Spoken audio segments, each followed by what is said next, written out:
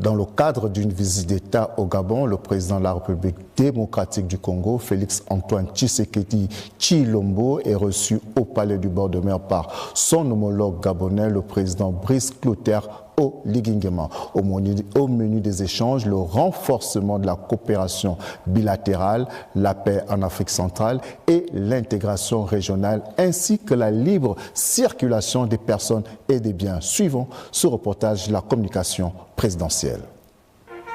Accolade fraternelle et honneur militaire. Le président Brice Clotaire Oligui Nguema accueille son homologue congolais Félix-Antoine Tshisekedi Tshilombo à l'esplanade Sétéri du palais présidentiel à l'occasion d'une visite d'État de 48 heures.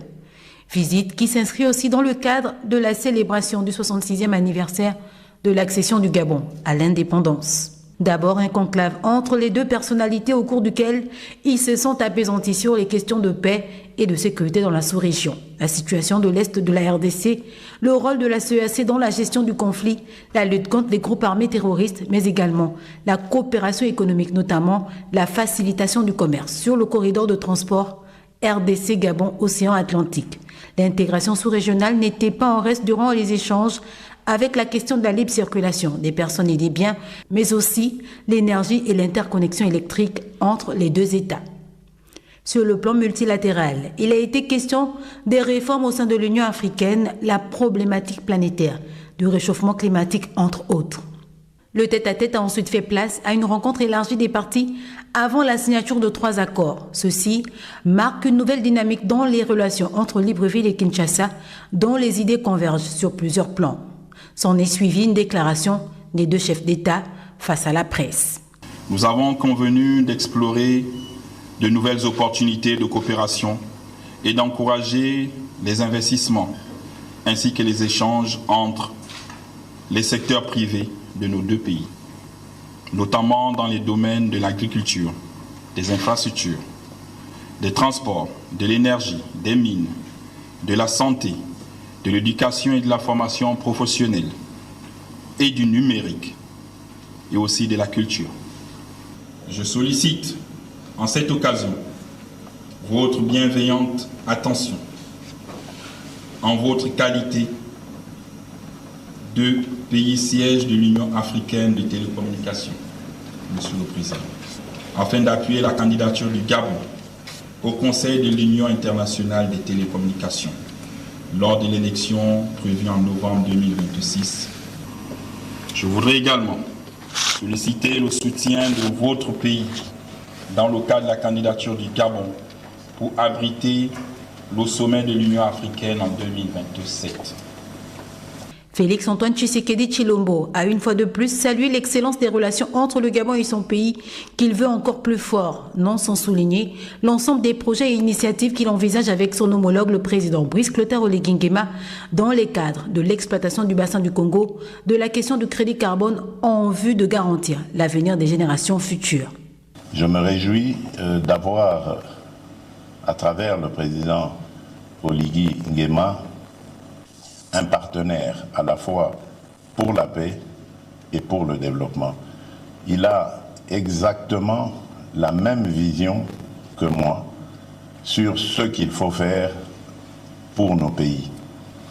Donc, commencer d'abord à davantage resserrer nos liens, nous appuyer sur ce que nous avons en commun afin de le solidifier, de le renforcer, et ensuite répondre aux besoins de nos populations. Avec cette visite d'État, le Gabon et la RDC posent les bases d'un partenariat stratégique davantage plus dynamique pour une Afrique centrale plus stable et plus prospère. Nous restons sur cette conférence de presse animée par les deux chefs d'État, cette fois-ci avec nos reporters Adeline Zanhi et Lubestar Lenyongo. Libreville et Kinshasa intensifient leur coopération à travers le renforcement et la consolidation des liens, notamment dans les domaines des transports, de l'agriculture, de l'éducation, de l'énergie et bien d'autres. C'est ce qui ressort de ce tête-à-tête entre le chef de l'État Brice Clotaire Oligui Nguema et son homologue Félix-Antoine Tshisekedi Tshilombo. Nous avons convenu d'explorer de nouvelles opportunités de coopération et d'encourager les investissements ainsi que les échanges entre les secteurs privés de nos deux pays, notamment dans les domaines de l'agriculture, des infrastructures, des transports, de l'énergie, des mines, de la santé, de l'éducation et de la formation professionnelle, et du numérique, et aussi de la culture. À cet effet, nous nous sommes réjouis du fait que l'Afrique doit désormais transformer localement ses ressources naturelles. Le numéro 1 de la République démocratique du Congo se réjouit des relations fraternelles qui existent entre les deux pays. Nous avons mis un accent particulier sur la nécessité de paix et de stabilité. Car sans ces deux éléments, la paix et la stabilité, il faut oublier le développement. Je me réjouis d'avoir, à travers le président Oligui Nguema, un partenaire à la fois pour la paix et pour le développement. Il a exactement la même vision que moi sur ce qu'il faut faire pour nos pays. La visite du chef de l'État de la République démocratique du Congo au Gabon témoigne de l'excellence des relations qui unissent les deux pays. Nous en avions déjà parlé au cours de cette édition d'information. C'est demain que le président de la République, chef de l'État, Brice Clotaire Oligui Nguema, procédera à l'inauguration du mausolée Georges Damas à Leka. Dans le reportage qui va suivre, je vous propose justement le regard de la communication présidentielle. Sur le tarmac de l'aéroport international Léomba, le président de la République, Brice Clotaire Oligui Nguema, a accueilli son homologue de la République démocratique du Congo, Félix Antoine Tshisekedi Tshilombo. Un accueil au pied de l'avion dans les règles protocolaires. Au pavillon présidentiel, un premier entretien entre les deux dirigeants leur a ensuite permis d'échanger sur la coopération bilatérale et les perspectives de renforcement des relations entre Libreville et Kinshasa. Le président Félix Antoine Tshisekedi Tshilombo est ensuite allé à la rencontre de la communauté congolaise, venu lui témoigner son attachement et sa fraternité au rythme des chants et danses traditionnels. Cap ensuite sur le mausolée Léomba, aux côtés du vice-président du gouvernement Hermani Mongo, le président de la République démocratique du Congo a été édifié sur la vie de l'œuvre de celui qui fut le premier président de la République gabonaise et le père de la nation. En ce samedi 15 août 2026, le Gabon se souvient. Il se souvient de feu président Léomba, né le 9 février 1902 à Libreville et disparu le 28 novembre 1967 à Paris.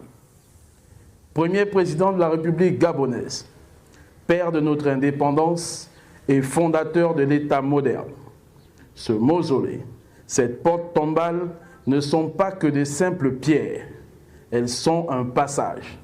Le passage par lequel son âme a rejoint celle de nos ancêtres. Elles témoignent de la force d'un homme qui a cru en un pays libre avant même que ce pays ne sache pleinement ce que signifiait liberté. Le chef de l'État congolais a ensuite rendu hommage à Feu Léomba à travers un dépôt de gerbes de fleurs, un geste solennel suivi de l'exécution de l'hymne aux morts en mémoire de cette figure historique de la nation gabonaise.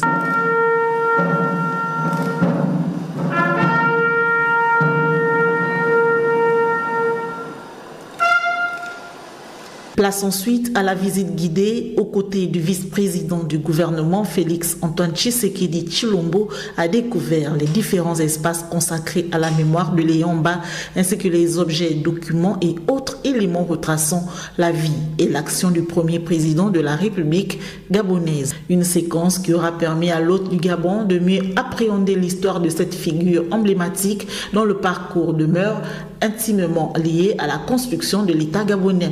Le président de la République démocratique du Congo a également signé le livre d'or, marquant ainsi son passage dans ce haut lieu de mémoire nationale et de recueillement. Avant de quitter le mausolée, les deux personnalités ont poursuivi leur visite à travers les différents espaces dédiés à la mémoire de Léomba. Au-delà de sa portée symbolique, cette étape au mausolée Léomba témoigne de l'importance accordée à l'histoire et à la mémoire dans les relations entre le Gabon et la République démocratique du Congo. Elle traduit également la volonté des deux chefs d'État de consolider les liens historiques et fraternels qui unissent Libreville et Kinshasa tout en donnant un nouvel élan à une coopération coopération appelée à se renforcer dans plusieurs domaines d'intérêt commun. Et puis, réouverture le 14 août 2026, après d'importants travaux de restauration, la cathédrale Notre-Dame de l'Assomption a accueilli le chef de l'État gabonais, Brice Clotaire Oligui-Nguema, en présence de son hôte de la République démocratique du Congo, Félix Etienne Tshisekedi Tshilombo, arrivé au Gabon à l'occasion des célébrations de la fête nationale de l'indépendance. Suivant ce reportage de nos confrères de la communication présidentielle. À l'occasion de la fête de l'Assomption célébrée chaque 15 août par la communauté catholique, le président de la République gabonaise, Brice Clotaire Oligui-Nguema, accompagné de son homologue et hôte, Félix Antoine Tshisekedi Tshilombo, le président de la République démocratique du Congo, s'est rendu à la cathédrale Notre-Dame de l'Assomption, Sainte-Marie de Libreville. Ce déplacement revêt une dimension à la fois religieuse, historique et culturelle, véritable patrimoine de l'Église catholique mais également du Gabon. La cathédrale constitue l'un des édifices religieux les plus emblématiques de notre pays. Elle abrite la cathèdre de l'archevêque métropolitain de Libreville et demeure un haut lieu de la vie spirituelle catholique. Après plus d'une année de fermeture consacrée à des travaux de restauration, l'église mère de l'archidiocèse de Libreville a ainsi ouvert ses portes. Construite en 1958 à l'initiative de Monseigneur Jean-Jérôme Adam, elle s'élève sur le site historique de l'ancien fort d'Aumale, considéré comme le premier poste colonial de la marine française établie sur ce site en 1843. La cathédrale avait notamment vocation à remplacer l'église Notre-Dame-des-Neiges voulue et bénie par Monseigneur Jean-Rémy Bessieux en 1864. Cette dernière demeure un monument majeur de l'histoire du christianisme au Gabon et du patrimoine architectural religieux. Après leur passage à la cathédrale, les deux chefs d'État, accompagnés des autorités religieuses et du clergé, se sont rendus à l'église Notre-Dame-des-Neiges, construite en 1864.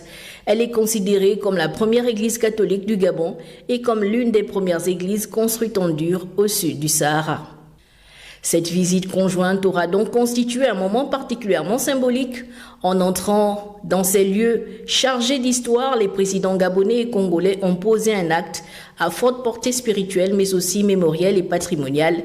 Leur présence rappelle le rôle joué par ces édifices dans l'histoire de l'Église catholique et dans la construction de la mémoire collective du Gabon. La restauration de ces deux monuments historiques a mobilisé de nombreuses bonnes volontés. Au premier rang figure le président de la République, Brice Clotaire Oligui-Nguema, et la première dame, Zita Oligui-Nguema, aux côtés de l'archevêque métropolitain de Libreville, du clergé, des fidèles et des entreprises et de nombreux bénévoles. À travers la réhabilitation de la cathédrale Notre-Dame de l'Assomption Sainte-Marie, l'église Notre-Dame-des-Neiges, c'est donc une partie importante du patrimoine religieux, historique et culturel du Gabon qui retrouve une nouvelle vie.